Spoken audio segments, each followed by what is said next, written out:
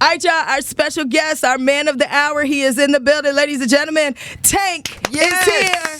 My fellow DMV representative. That's right. Okay. Right. So look to Angie Edge on Air Jordan, starring L'Oreal. She could not be here today. She's on her lip service tour. Yes, because she definitely made you go viral. Do you have any words? Glad she's not hitting on this man.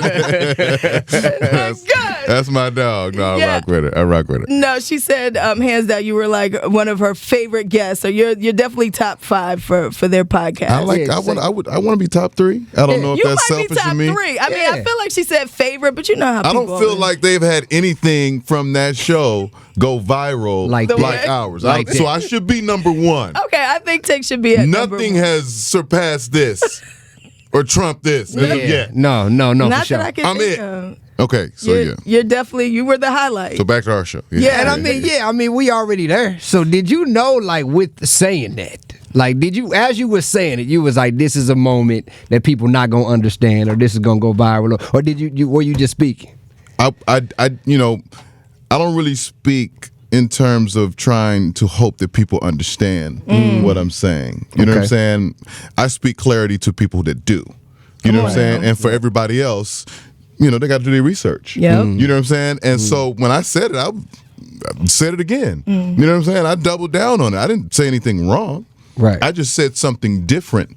You know what I'm saying? I gave an alternate perspective that most have maybe not considered. And it was me and Ange argue left and right the whole day. We fought about it. It's an argument, though. It is because I just feel like I get it, but it'll never be. It's one of them double standards that'll just never be accepted as such. I disagree. Same way, I feel like same way with the word. I said, Ange, you better off trying to get everybody to stop saying nigga. It's like I said, it's an argument. It's a conversation. It is. And there are people on both sides of the conversation. And then where we have to back away from each other, in a sense, is just everybody pointing the finger and calling that person wrong or that person wrong or that person wrong, or trying to put them into a box because of what they believe. Absolutely. You know what I'm saying? Absolutely. We got to back away from that part so that the exchange of information can be healthier. Right. Like, I can't understand what you're saying at all if the first thing that comes to mind when you say something that challenges how I was raised or what was plugged into me, you know what I'm saying? As soon as it makes me uncomfortable, you're all of a sudden this. Yeah. Right. You're that. Now I don't agree with the judgment. I didn't even say that. No. That wasn't even the basis of the conversation. The conversation had nothing to do with me. Yeah. But because I said something that challenged your comfort level in a certain space, now I'm different than what I am. And I think my argument was, my stance was on it, you had a lot of women, you got Ange, even L'Oreal was in here, and they like, well, that don't make this. And I'm like, so you telling me right now, you just start talking to a guy, okay? And, he expresses what you express. Hey, one time in college or whatever, I tried to dick twice, didn't like it. I'm like, you jumping right in that group chat with your girls and saying, oh, this nigga gay. But again, that's programming. So it's like, if you've been programmed to that, and that was kind of my thing about it, was like, we're programmed to do that, but that doesn't mean it's right to do that. It doesn't mean that that's what it is because you've been programmed to think that way. Just like it was so easy for people to just say, oh, you gay. And you can't, and it was just like there was no ability to think that there's a possibility that you could have connected with somebody that you normally wouldn't have connected with. So it's kind of like understanding. It's like being able to unprogram your mind a little bit, which is impossible for the internet. Yeah, right. For right now, that's what I'm saying. It's impossible for the internet. Right? Yeah. But if you untangle, it's not. It's logic, right? And listen, it doesn't apply to everything. No. It doesn't apply to everything. But with certain things, there is an exploration process that some people have to go through. You know what I'm saying? I mean, I can't speak for that person. I was clear when I grew up. Right. I knew what it was. I knew what I wanted. Right. But everybody's not like that. Some people have to. They dabble over here to try to find it. Dabble over. You've seen people that just lost and trying to find their way. And I don't judge them based on their process of experimenting or trying to figure out who they were in that space. I judge them based on the decision that they make after they come through that and say, you know what? I've been here. I've been there. This is where I want to be. This is where I want to go. This is who I am. And if you live that truth, I have no right to say that how you got there is really who you are. I mean, none of us have no right to judge or point the finger in any situation, you know. So, and not to mention, I was going to say, I know when we talked to Dave East with L'Oreal, he says, you know, with their show, they get you liquored up in there. Like you're drinking, you're talking, and then I think everybody wants to find a reason. Other than what it is, like, and people don't want to go back and watch the entire episode. Yeah, because I didn't even get like that's me watching that. I didn't pull like, oh, Tank gay for saying that. Like that never. It never, because you weren't pro. You guys are behind the veil. You know what I'm saying? Right. So you guys have a responsibility even to yourselves and your function to do more research and to understand things in a different kind of way. Most people just are programmed by the clip. Absolutely, they see that 1 30-second clip, and it's more fun and more interesting to live with the shock value of it all versus to go get clarity. It's way more exciting just to say Tank's gay. Yeah, let me go to his page and call him gay. Right. Let me go. Right. Let me not do the research on the interview or what he's even talking about. Right. I don't care about that anymore. Right. I have a reason to go to Tank's page and call him gay.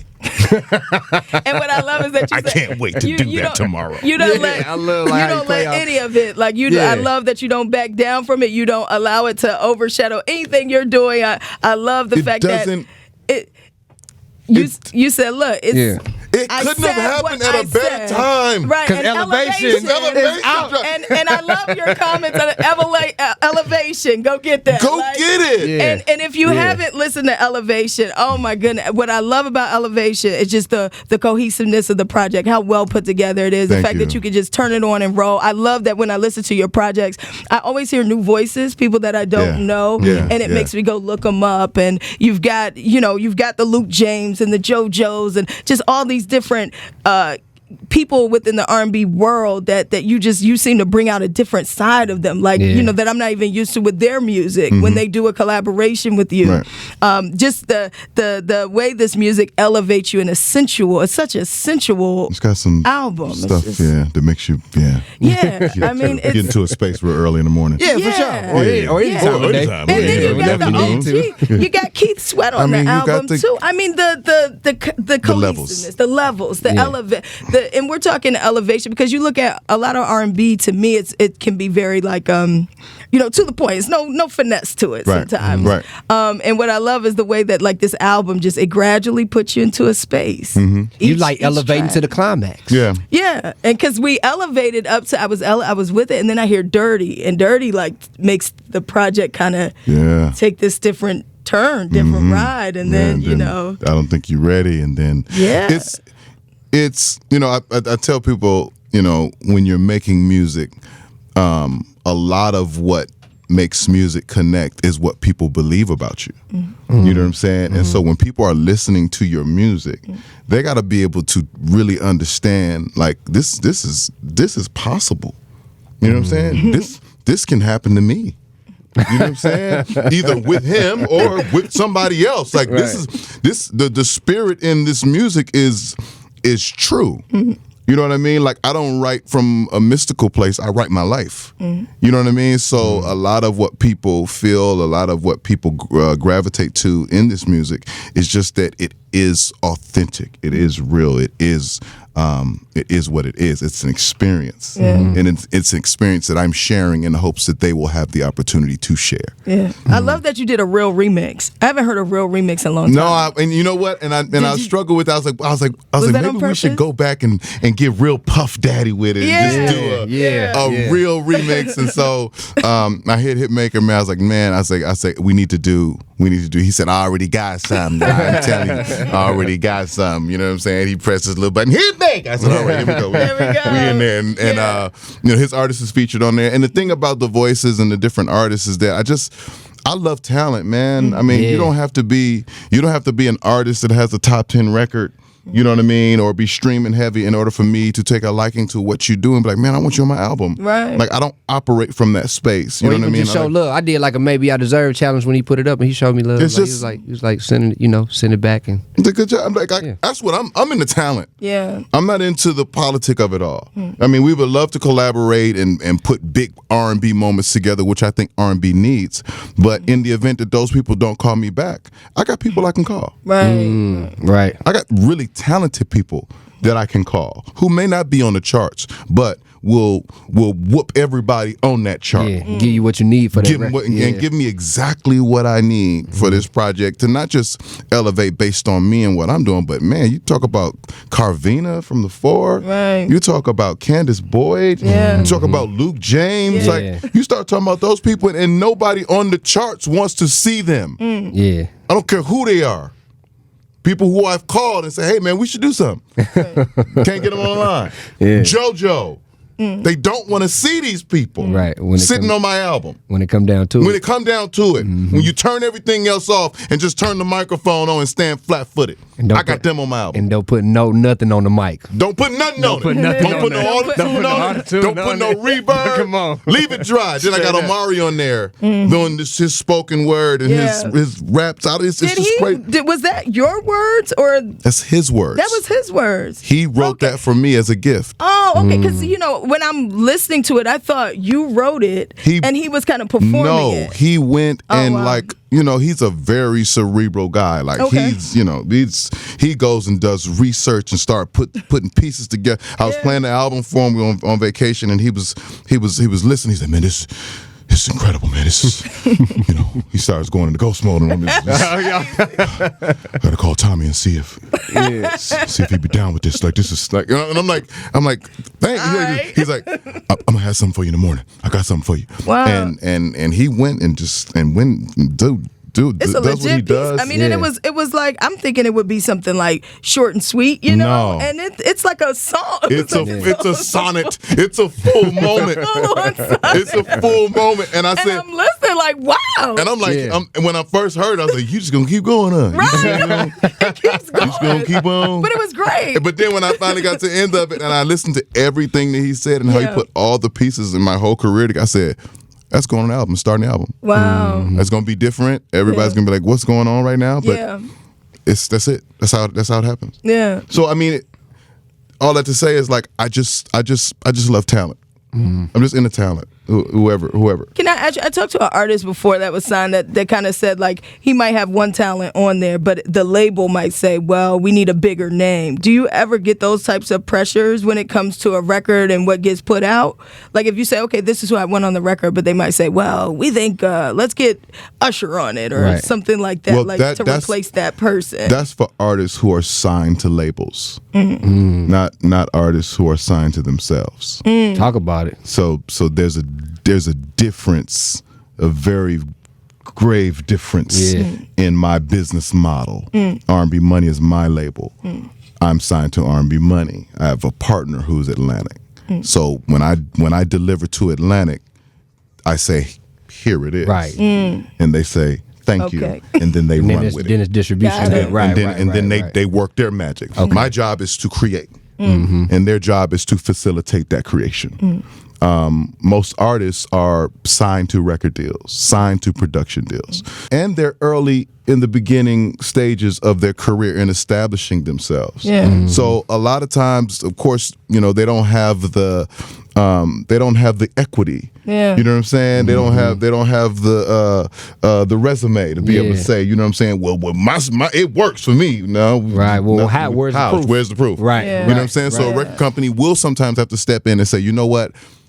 Let us add a little bit more sauce that we know can work for you, you know what I'm saying, to help put you in a better position. And it's not a bad thing. You know what I mean? The record company doesn't want you to lose, and they don't want to lose. Right. So they, in most instances, they're trying to put you in the best position to win. Is it always cohesive with what you have in mind as an artist and what you want to be? No.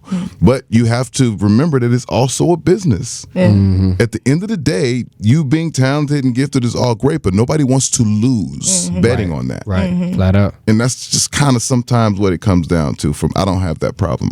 I get to bet on me. Are you looking for anybody else to join R&B Money? If people want to, if they submit music, how do you go about that? dtankb@yahoo.com. Hit me up. You can DM me. I listen to people every day. Okay. Like people send me DMs every day. People hit my email every day, and I listen to music every day. Like literally, we just signed an artist, Feather, out of Chicago to Motown. So we got that deal going. We're grabbing up some other guys out of LA that are really super dope. We're actively looking. Yeah. So if you want to be great, and that's good, man. It's like he help. never really fell in. That's one thing like we can appreciate. Because as far as Elevation being your album, but even through your career, like you never fell into that. Nobody can look at you and say, "Oh, Tank's older, Tank this." Like you never fell into that pocket of being bitter or judging the next generation. It's like it's always been a flow. I've been part of it. Right. I've been part of the evolution of where music has gotten to at this point. You know what I mean? I work with all these kids. Right. You know what I'm saying? From Trey to Chris to whoever. Like, I help that. Yeah. That's not them just, you know what I'm saying? Like, it's me. Right. You know what I'm saying? Please Don't Go in 2007. That was 808s and claps and hi-hats doing some wild. It was like, what is this? I don't know what it is. It just feels good to me. Like we were doing that. Right. You know what I mean? And so for me, staying connected to it and progressing with it was effortlessly. It wasn't me trying to be anything. Like I'm part of the wave. Right. I'm not riding the wave. Yeah. I am the wave. Word. Before we let you go, Tank, I gotta ask. I saw you performing. I was in Baltimore. You were performing with Erykah Badu, and you were during your set. You were very funny during the set, and then I don't know if I saw it somewhere. Someone told me that you do a little stand up. I don't do a little stand up. I don't like the they little. did. I don't like the little. I do stand up. This is what I do. Yeah. I get on stage and I stand and I tell my jokes. No singing with my shirt on. Like that's what I do. We were just Billy. Billy was just in here. He was saying, Billy Cerez was just saying like, yo, you just like really like killed it. Like that's what I do. Yeah. That's what so it's like in those moments, especially when like you're on a show with Erykah Badu, and like those shows are weird because all of Erykah Badu's fans buy all the tickets first. This is true, yes. And you standing there trying to sing some aggressive R&B. They're like, man, you don't hear him get Erykah out here.